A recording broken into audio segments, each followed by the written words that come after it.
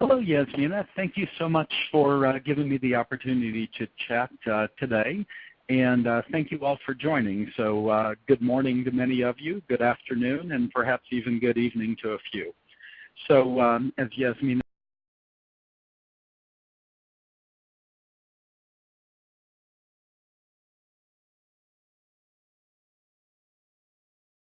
said, I'm the CTO at Plantronics these days for about 3 years, but I have a long career in software and hardware development, primarily in the communications space, but across a few others as well.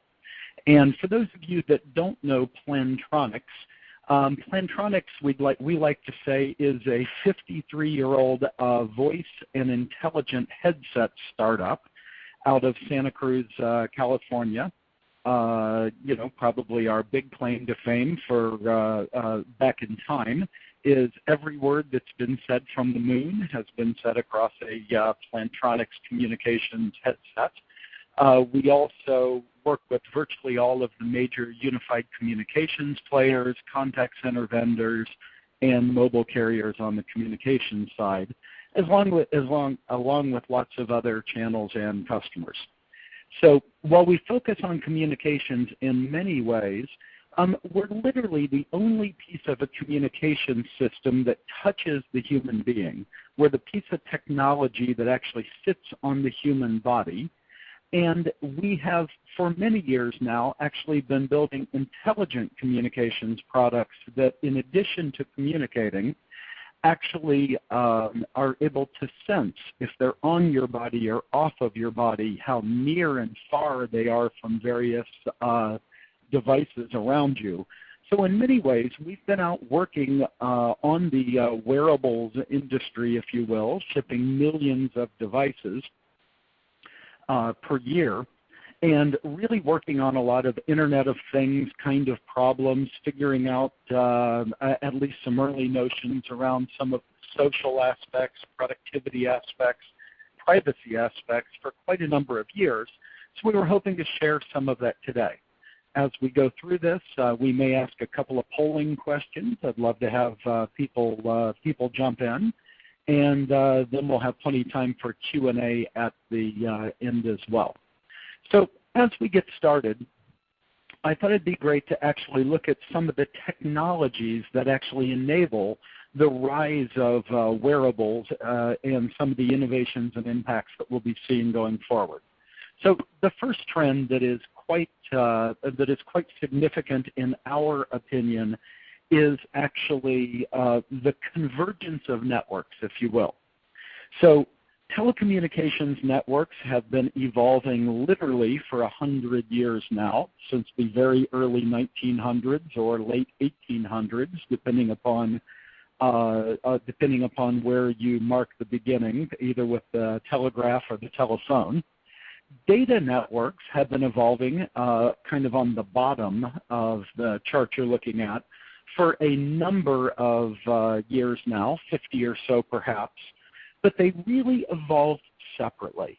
So we had real-time, expensive communications evolving on the top line, and we had non-real-time data evolving on the bottom line, with occasional systems that tied those together back in time. So computer telephony integration in contact centers and such.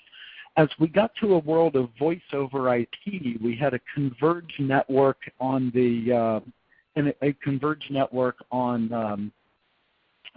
wired connections, but it is literally only in the last year or two that we've gotten to a fully converged real-time network all the way to mobile devices. With the advent of technologies like voice over LTE, where you can literally have simultaneous voice and data, expect real-time performance all the way to many, many mobile devices. So we find this to actually be a really important ingredient for building very compelling wearables and solving some interesting problems going forward, and we'll talk more about that. Probably the big three, in our opinion, that are really, really enabling wearables in a massive way are around some very abundant technologies that are coming into play. The abundance, first of all, on the left, of ubiquitous wireless connectivity. So the fact that there's a reasonable expectation now of decent connectivity regardless of where you are, decent data plans. Recently spent a fair amount of time in Africa, and actually found reasonable wireless connectivity to be fairly ubiquitous even there. Secondly, across in the middle is the idea of using the cloud as the world's biggest co-processor, if you will, for wearables. Wearable devices are very constrained. We'll talk more about that in a few minutes. Even though they have processors and sensors, they also need to be discrete and very power conscious. So having a relatively infinite cloud that provides ever greater amounts of storage and ever greater amounts of processing, so long as the wearables need that processing in fairly short bursts, is absolutely crucial to help process all of the contextual data that's being given off by wearables as we go forward.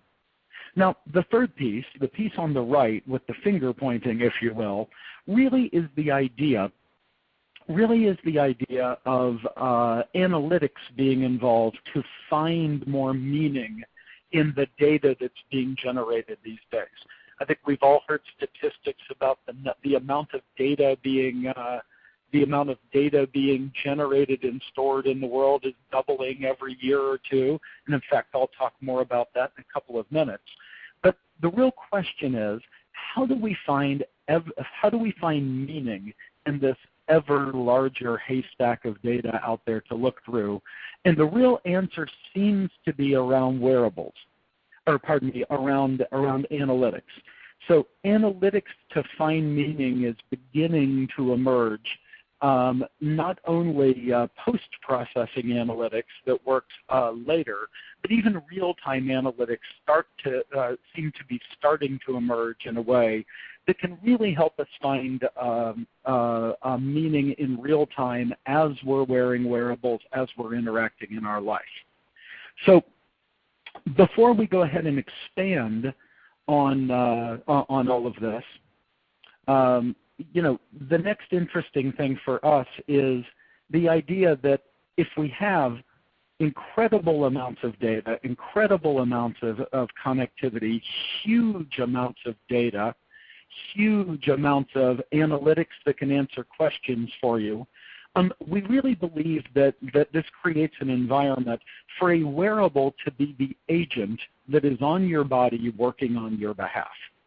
So the idea that you can have a wearable, be it an intelligent headset, an intelligent watch, some other kind of discrete wearable going forward, being the thing that literally understands your current temperature, your current mood, where you're oriented, what you're looking at, what devices you're near, and all of that data can be used to literally bend the web to you, to bend the world's information to you in some ways that we'll talk about in a few minutes. And this is a real departure from where we were just a few years ago. Just a few years ago, all of communications and much of the web was really about answering questions of scarcity rather than questions of abundance. When I very first got into telecommunications and even the voice over IP industry of just a few years ago, was very focused on answering questions like Skype-like presence questions, questions like caller ID and is Joe available before I even call him? What time zone is he in right now? How close are people to me? And in many cases, this wasn't actually about creating a richer human experience. This was actually intended to reduce load on the network, to manage scarce resources better. I don't want to have an expensive telephone conversation if the person on the other end isn't available or it's not a good time for them to have a full fidelity conversation. However, as we go forward into this world of abundance, we can flip this on its ear. We can actually put technology to work for all of us. So, great example of abundance actually is around the processors that are in our life. So we have a back end now with ubiquitous networking, the cloud, and analytics, possibly a wearable to bend the world to you. But what about the sensors to collect data? Well, it's astonishing.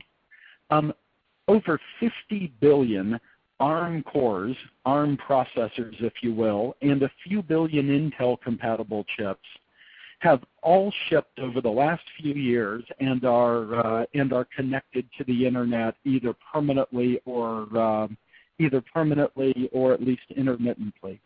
So, you know, we're in a world now where we're approaching 10 processors and sensors hooked to the internet for every human being that's alive. So the question is, how do we harness all of these sensors? How do we harness all of these sensors, take all the data that they're feeding across the network to the cloud, to the analytics engines, and make them work for you? Well, you know, for a while, I actually thought this was a really interesting question, and gosh, we were thinking about it at Plantronics, talking to people out there in the standards committees around WebRTC for ubiquitous communications, talking to Internet of Things companies, trying to get all this sorted out. But I thought we were working on something that was not quite mainstream yet. And then a funny thing happened a couple of months ago. So funny thing a couple of months ago is, you know, a term is being overused when your mom asks you about it, right? So I'm talking to my mom, who's 69 years old, and she actually says on the phone, so this big data thing, and which caught my attention. So mom knows about big data, huh? She says, so, well, you know, how big is it? So, you know, being a typical son, I gave her a son answer and said, well, you know, big data is, well, you know, big. So this didn't seem to satisfy her in the least. So I went and did a little research, and I came back, and this is what I told her about a week later. I said, you remember when I was a kid, and you took me to the Library of Congress in Washington, D.C.? And by the way, for those of you that haven't been there, this is indeed a picture of the Library of Congress. And I said, you remember, it's a beautiful building, hall after hall after hall of books and magazines. More recently, you might have heard they're putting videos and movies and so forth in there. And I said, you know, Mom, would you consider the Library of Congress to be big? I mean, would the amount of data in the Library of Congress count as a big amount? And the answer I got back was, yeah, now that's big. Well, the interesting part of this, I said, was, well, at the moment, the amount of data stored on the internet that is available to some degree for all of us to query and work with and make our life better in some way or another is about 18 million Libraries of Congress worth of data.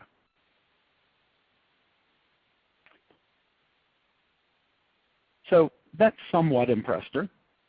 So I said, and Mom, you know, the amount of data that's doubling, the amount of data on the internet is doubling about every 18 months.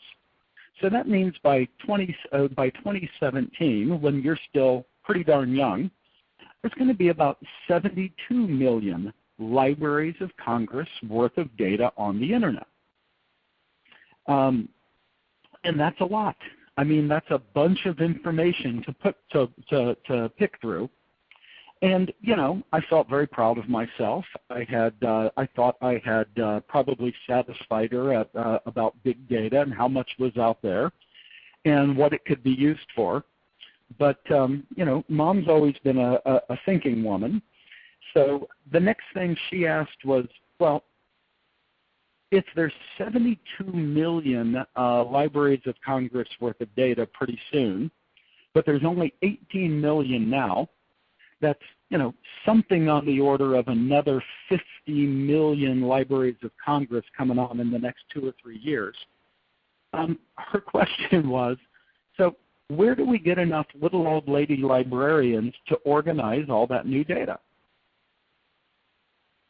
And fascinatingly enough, we talked about it a little, and I said, well, that's precisely where analytics come in. Analytics is the thing that helps look through the data and get it all organized in a way where it's findable. And in many respects, the whole idea of wearables, or what becomes possible with wearables, is to actually have something that is understanding what you're looking at on the internet, what's going on in your life right now, what people you're near, what you're meeting about. And it can be in the background looking through the data and finding just what you need at any given time. And it can do this around information for work, research projects that you're working on for school, can do it around health issues, productivity issues, travel issues, whatever. So we really see this as the promise as we go forward around wearables. So how do these things all come together? Well, the first way we think they come together in a fascinating way is indeed around communications. One of the great problems and challenges that we all have today with voice communications, even the communication that we're in right now, is while it might sound fairly good, we still don't have a lot of the cues. So as I'm talking to all of you, I have no idea actually how engaged you actually are. In a typical auditorium, I would be looking at your faces, judging the body language. I would subtly start talking to one person a little bit more because they look skeptical and I'm trying to pull them back into the conversation. Perhaps I would notice that the whole crowd is a little bit bored or confused, and I would modulate both my voice, my subject matter, how animated I am. Perhaps I would skip slides and come back to slides, all because I was reading on the fly the engagement of my audience. So a lot of what we think happens with the future of communications actually gets driven by wearables, sensors, the cloud, and analytics working in real time. We believe that we're moving towards a world where it's at least possible to bring together the information, the contextual awareness from wearables that is going to literally be on all of us, along with the sensors that are in the environment around us, those 50 billion processors all feeding data to the cloud, and bring all of that together in a really interesting way to provide both information on behalf of the individual, but also to restore some of the emotion, the nonverbal cues, and fidelity to conversations for remote communications. We think this could fundamentally affect productivity both on a personal and a business level as we go forward, although there's a couple of interesting caveats to this that we'll talk about as well. So what's a view of this look like going forward? Well, all of us have been in this situation. We're simply walking down a busy street, getting on with our life. We're on a telephone call or some sort of a communication session while we're doing it. This is a very, very typical scene. There's buses going by, doors slamming, and so forth. But as he goes on, he's got to take this important call from either somebody in his personal life or from the business side. So how might this world of the future actually make this better? How do wearables plus sensors plus the cloud fit into all of this? Well, it happens in a few ways. So it begins by, as he's walking with a wearable of the future on, be it the intelligent headset, a wrist bracelet, smartwatch of some sort, or some other wearable that is on him, it actually begins interacting with all the speakers and the microphones around him to change his experience. So first of all, we're entering a world where there's going to be sensors all along the high building that we see off to the one side of them. That'll include microphones, pressure sensors, and accelerometers.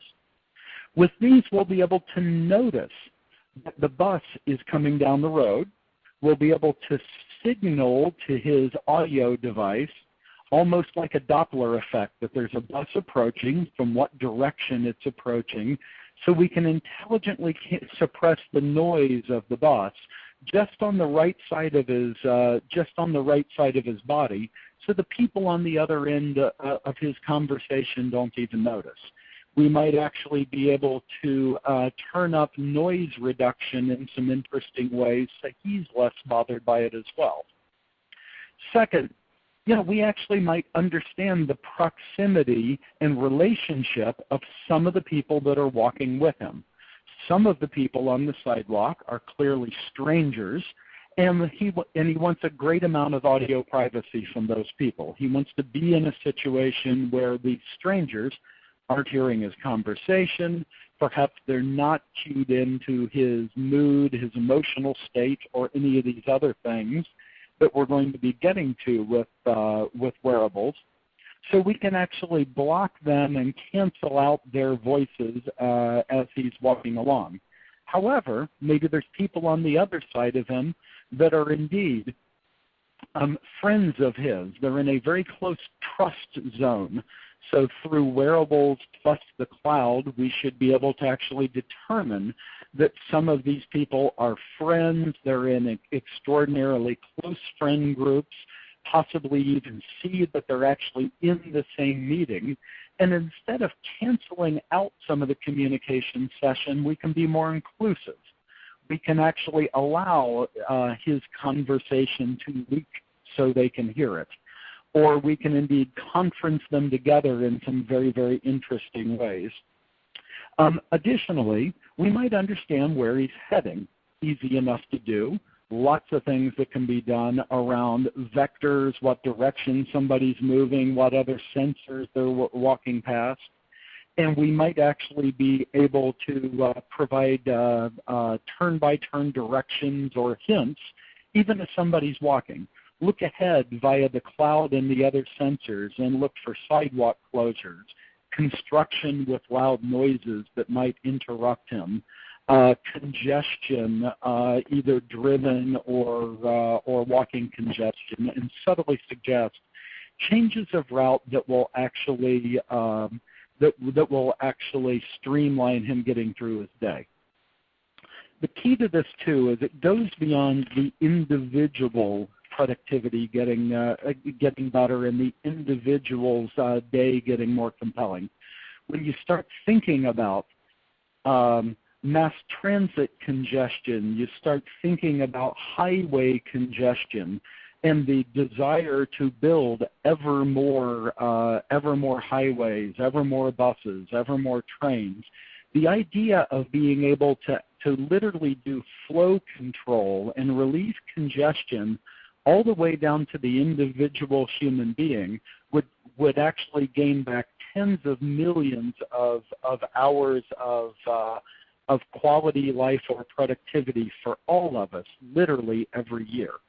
Aggregately, obviously, each of us doesn't get tens of millions back. Very, very, very, very, very compelling capability going forward with it. So suddenly, we're in a position where we can answer much more compelling questions about the world around us. Instead of being in that world of scarcity that we talked about a few minutes ago, where we're literally just trying to say, is it a good time to call Lori? Is she there? Because I don't want to tie up the telephone network anymore. It becomes a very meaning-based interaction. So because of where I am, what's on my mind, what meetings I'm in, by using a wearable that's connected to all of my services, we strongly believe that we can go beyond what's done on the smartphone, we as an industry. Smartphones are great, but smartphones are near you. Wearables have that additional piece that it is on you. It's touching your body. It can understand everything the smartphone understands, perhaps through the smartphone, meaning your GPS location, your current calendar, upcoming events, your friends, and so forth. But the wearable can add in, you know, the orientation of your head. What are you looking at? Your temperature, how much your temperature is changing over time, how you're moving, moisture content in your body. A couple of interesting things occur when we start getting to all of those. First of all, we're in a position where we can generally know some trends about people. When people's voice starts clipping a little bit differently like this, at the same time that their temperature is climbing and perhaps their sweat is climbing over a short period of time, it probably signals some level of agitation and anxiety. And we can take some appropriate action, all the way from telling people to subtly they might want to relax, they might want to take a break, to in a business environment perhaps whispering to a supervisor that they might want to come over and provide some coaching during this important customer call. But more importantly, those are general trends. That's the old world that we know generally that people that are about 40 react this way in North America. The fascinating part as we go forward in this whole thing is starting to look at vertical markets of one. Vertical markets of one human being. The idea that we can literally create with wearables connected to sensor networks, then the cloud and analytics over a ubiquitous network. We can literally start building very, very tight patterns of not what people in their 40s look like, but what Joe looks like. So it's been very fascinating to watch some of the data correlation of with a couple of interesting wearables on your body. We're able to create a tremendous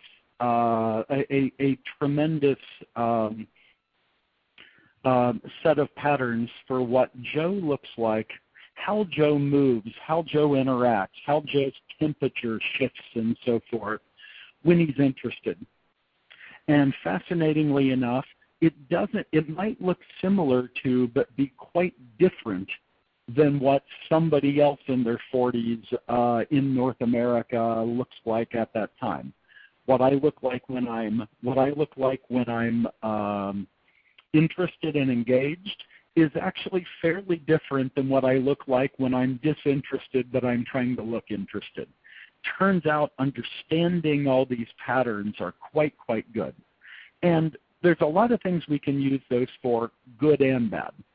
So let's talk about a couple of those. You know, one of the ways that I think about this an awful lot is that I'm a really lucky guy. So, you know, Joe Burton is lucky enough at this point that I'm super well supported in my life. I'm an executive at an American company. I have a wonderful wife that smacks me up the side of the head and tells me what to do at home. I've got an executive assistant that helps me out at work, although she's shared with a couple of other people. I have an operations director that helps me keep my team running well. I've got a communications manager that helps me put together slides and decide what to talk about. So if you like any of this, it was all her, not me. I have an iPhone. I wear a Nike Field Band these days, although I play with other wearables, on and on and on. There's a lot of things in my life. I'm very fortunate. I'm more fortunate than frankly, most of the people on the face of the earth, in that I'm well taken care of. There's a lot of things helping me stay focused on my first and best tasks. So for as well supported as I am, there are people out there that are better supported, like this guy, right? One of the personas, one of the visions we talk an awful lot about at Plantronics as we're working through the world of wearables and contextual intelligence and how that interacts with the cloud and what we can do, we talk an awful lot about, as well supported as I am, I think we would all agree that the president is better supported. The president, also has a wife and an executive assistant and a chief of staff and some sort of a smartphone, but he also has a driver and a nutritionist and half a dozen aides and a security person and. And the cool thing about this is all of these people and devices that are in my life and certainly in his life are proactive. They're listening to what's going on in his life all the time and then gently making suggestions. So he doesn't have to tell his driver to proceed down Pennsylvania Avenue, taking to Congress to give a speech, and, oh, by the way, I think there's a road closure, maybe you want to go around it. The driver already knows all that. He's ready to go. He sorts it out. There's lots of people helping. The nutritionist is actually looking at him and deciding how to gently adjust his diet all the time, on and on and on and on and on. So there's a proactive network, in his case, of carbon-based sensors, human sensors, that are constantly scanning the environment around him and suggesting or even strongly suggesting courses of action so he can focus on the first and best things that are going on. So a big part of the vision that we talk about, and no, Plantronics is not building this alone, it's our vision and hope for the community, is, what if we could all have that? What if, using intelligent wearables interacting with sensor networks, the proliferation of processors, the cloud, and analytics, what if we could bring a similar level of productivity and support to all of us, all 7 billion of us? What would that free us up to do? What would we be freed up to invent, to create, to enjoy, to experience? That's very much the overall driving thought for us as we work through Internet of Things, wearables, how all these different issues get pulled together. So suddenly, in that world, which is pretty aspirational, but what we're very focused on, a lot of things can happen, and the building blocks are indeed in place. In many respects, we feel like where we are right now is somewhere near the bottom of this. We're kind of in the chaos. We're kind of in the chaos zone as a on the technology maturity around all this. So today we've got sensors proliferating like mad and being stuck all over the world, and they're fairly dumb. They're not integrated. The standards aren't there. Typically speaking, there tends to be one sensor network that's all around security and another sensor network that might be around HVAC, maybe a third one that's around tracking people in the building, but they can't interact with each other in any interesting way. The services tend to be very specific. Wearables are point solutions. It's kind of very chaotic. And as all this data is being generated, as 50 billion processors are being put out there, the ability to harness all of that for each and every one of us is quite limited. So we're seeing the beginning of trying to move into finding meaning. So we're seeing analytics being brought to bear, people doing interesting things around big data and cloud. But it still tends to be a very specific application, a very specific application for a specific thing.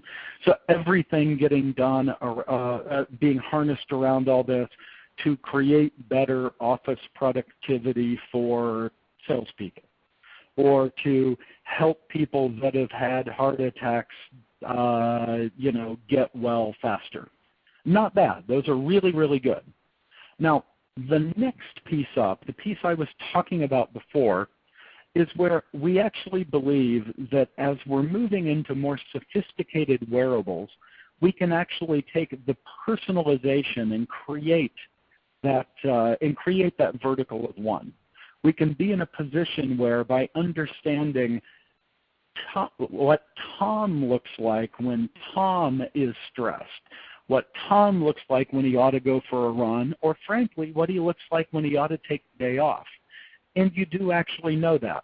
If somebody is an athlete that is training, it turns out when you look through for that individual, gosh, you get into a position where their energy's a little bit low, their heart rate is a few beats above what it should be consistently, even though they haven't run in 24 hours. Very often are signs of overtraining and fatigue, and you actually need a day or two off and to adjust your diet in some interesting ways. So we can begin hyper-personalizing to really put the cloud to work for each individual with big data.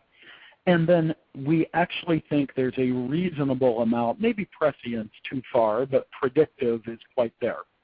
As we begin looking at patterns then of to our fictional Tom, what are the times that Tom has shown signs of being overtrained, if we're talking about athletics? Or what are the times that Lori has tended to get irritated and agitated at work? And when we begin to see those patterns emerging, perhaps we can even help people notify them that they might want to take some preventative action. They can shift their behaviors just a little bit earlier on before these things actually happen. So we're beginning to see this happening in some very compelling ways across certain industries. So, interesting question here. We really do believe there's going to be a domino effect. We think that this is being used in, we think that all of these technologies coming to bear, wearables plus the cloud plus analytics, are going to be used in business, first of all, around office worker productivity and workflow. The ability to intelligently drive workflow really, really fast is going to happen. We think this is happening on the health and wellness side in some interesting ways. But there's going to be a domino effect. As soon as we're seeing the case studies flowing in that wearables plus all these background components are creating creating better outcomes, we're going to see this roll through every industry. This is going to fundamentally affect service repairmen, factory workers, medical, entertainment, you name it. So interesting question. Actually going to pop over to a poll here, and I'm going to push this to you all and ask you to vote a little. I'm interested. Which areas, categories, industries do you think are actually going to be most impacted? What part of our life is going to be most impacted by wearables? We kind of put a multiple choice in there. Do you think it's going to be communications, personal wellness, kind of meaning fitness tracking, productivity, safety, safety and security, medical, other things? Would love to know where you all think this is going to catch on or be most compelling. And Yasmina, that this is a place where I'm not sure. How long do we usually give people to vote on this kind of thing? Sure, Joe. Folks, we'll keep it up on the screen here for about 20 more seconds. Please just click a response, hit submit, and we'll tabulate that. Back to you, Joe. Okay, thanks so much. Good. So I'll, while people are talking about that, I'll flip over to what's basically our last slide, and then we can ask, answer some other questions. You know, some of what is so exciting to me as we look through all of this is, all right, I'm going to click here and assume that you're tabulated or have what you need to do some tabulating. So some of the ones that we talked about, you know, health and fitness, infotainment, not my favorite word, but it's out there, healthcare and medical, da-da-da. You know, the ability to fundamentally change all of these is quite compelling. Once again, I mean, on the fitness and wellness side, being able to develop a baseline for each individual human being and help them reach their goals, help them live healthier lives. And I got to say, even the early wellness devices that are out there, be it Nike Fuel Bands or Fitbits or whatever, I'm just hearing tremendous things from people making small changes in their life. It's not about, do these devices count my steps or my calories or my heart rate correctly. It's about the little nudge that I know that for me to be healthy, I need to take 10,000 steps a day. And at the end of the day, when it's time for dinner, boy, if I've only taken 6,000 steps, then I either need to eat a light dinner or I need to go for a walk.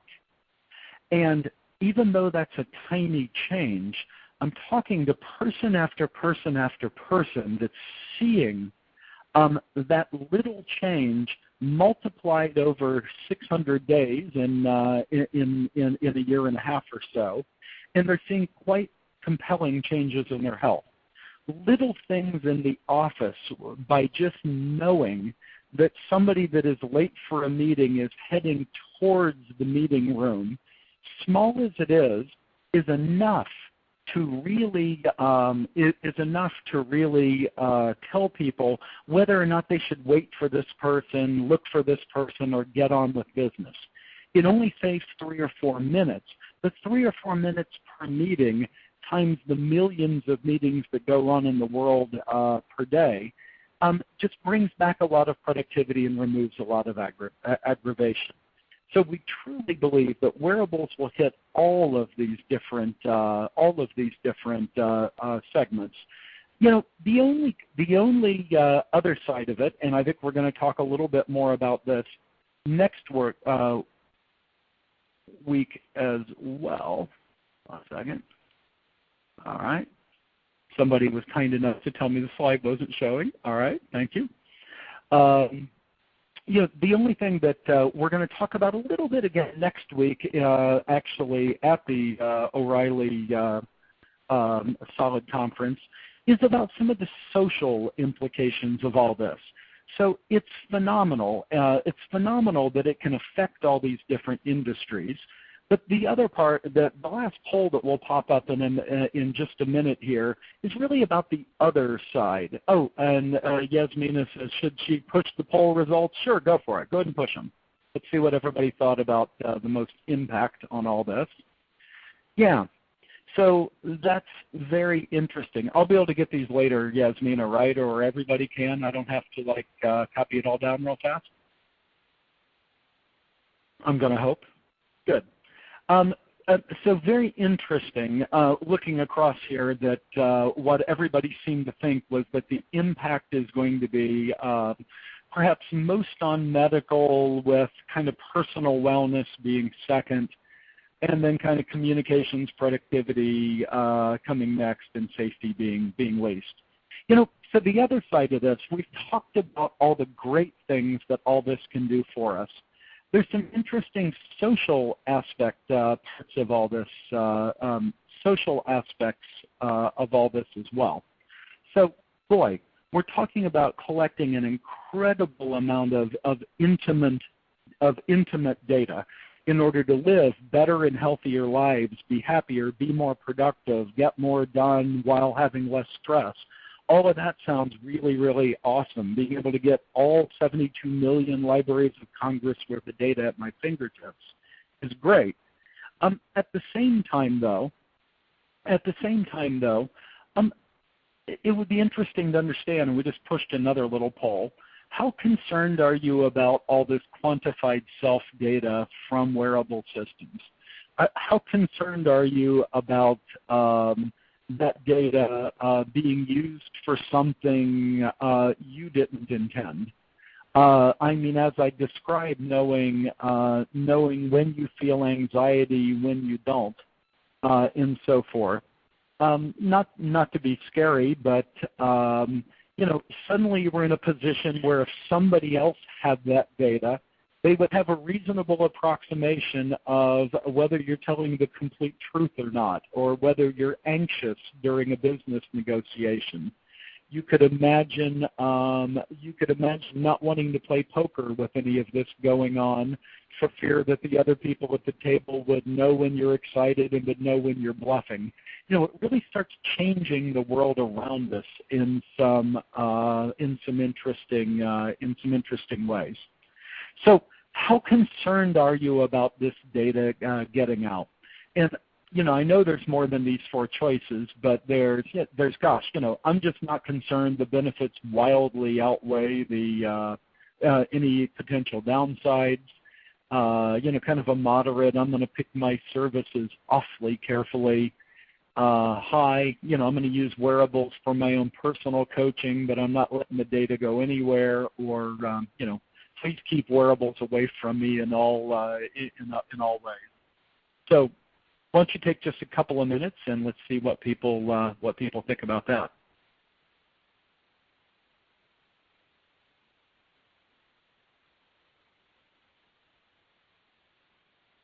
Okay, that's interesting. So the results that Yasmina popped up are pretty much what I might.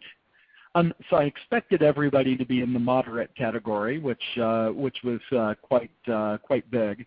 I find it interesting that that high and very high are as big as they are. So that's good data for me.